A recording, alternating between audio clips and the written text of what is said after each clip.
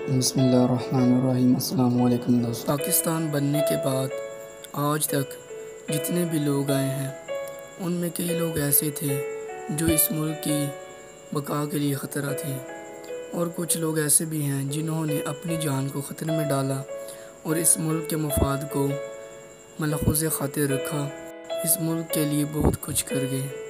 ایسے ہی کچھ لوگ ہیں جو منظور نظر لوگ ہوتے ہیں، انہی لوگوں میں ایک نام آتا ہے جو کہ جنرل حمید گل ہے۔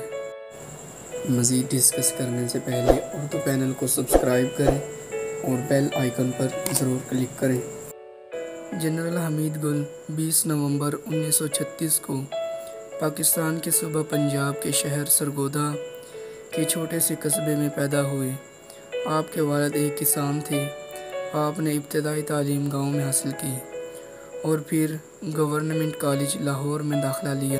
جنرل حمید گل پاکستان آرمی میں اکتوبر 1956 کو پی ایم میں لانگ کورس 18 سے کمیشن حاصل کیا اور بالترتیب 1965 اور 1971 کی جنگ میں اسکواڈرن کمانڈر کی ذمہ داری سنبھالی۔ 1965 کی جنگ میں ٹینکس کی کمانڈ کرتے ہوئے سیالکوٹ کے بارڈر سے انڈیا کو واپس جانے پر مجبور کیا۔ مارچ 1987 کو جنرل محمد ضیاء الحق، جو اس وقت مارشل لاء کے ذریعے صدر اور آرمی چیف بھی تھے، نے جنرل حمید گل کو director general inter services intelligence ISI بنایا، اور پھر 1989 میں بے نظیر بھٹو نے امریکہ کے پریشر پر جنرل حمید گل کا تبادلہ کر دیا۔ جب حمید گل کا نام ان جنرلز کے اندر آیا جو کہ آرمی چیف کے لیے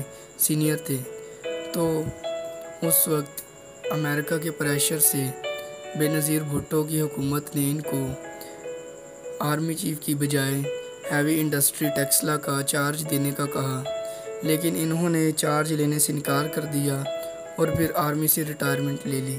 اب بات کرتے ہیں جنرل حمید گل کی خدمات کی جو انہوں نے پاکستان اور امت مسلمہ کے لیے کی۔ 1989 میں جب سوویت یونین نے افغانستان پر قبضہ کی کوشش کی تو جنرل حمید گل کی اس وقت کی ترکیب اور ذہانت نے نہ صرف افغانستان بچایا بلکہ پاکستان کو بھی بچایا۔ دیکھیں، سوویت یونین کو کیا چاہیے تھا افغانستان سے؟ کچھ بھی نہیں، بلکہ افغانستان بہانہ تھا اور پاکستان نشانہ تھا، کیونکہ سوویت یونین آج ہی کی طرح اس وقت بھی گرم پانیوں تک رسائی چاہتی تھی، یعنی کہ پاکستان کے ساحل اور بندرگاہوں پر قبضہ کرنا چاہتی تھی۔ اسی طرح جب وہ افغانستان پر قبضہ کر لیتے تو یہ ان کے لیے اور بھی آسان ہو جاتا، لیکن وہ اس میں ناکام رہے۔ ایسے ہی جنرل حمید گل کو ہائبرڈ وار فیئر کا ماسٹر کہا جاتا ہے، کیونکہ انہوں نے کشمیر مجاہدین اور تحریکوں کو متحرک کیا۔ جنرل حمید گل کو ان آرمی آفیسرز میں شمار کیا جاتا ہے جو امریکہ اور باقی دشمن ممالک کی آنکھوں میں کھٹکتے ہیں۔ جنرل حمید گل کو گوڈ فادر آف طالبان بھی کہا جاتا ہے۔ آپ نے بطور بریگیڈیئر برطانوی رائل ڈیفنس کا کورس ٹھکرایا اور کہا، انگریز کون ہوتا ہے مجھے میرے وطن کی حفاظت سکھانے والا؟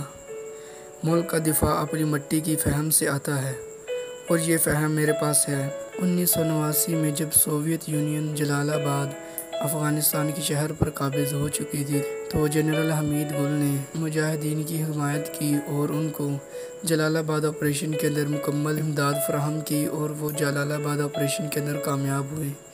تو اسی طرح سوویت یونین 15 فروری 1989 کو افغانستان سے نکل گئی۔ آپریشن جلال آباد کے بعد جنرل حمید گل کی مقبولیت اور بڑھ گئی، کیونکہ انہوں نے ایک ملک جو اسلامی ملک تھا اس کو بیرونی حکومتوں سے نجات دلائی اور وہاں کے لوگوں کی سپرد کی۔ جنرل حمید گل کو بارہا افغان طالبان کی لیڈرشپ، حافظ سعید اور بہت سے مجاہدین گروپس کے ساتھ دیکھا گیا۔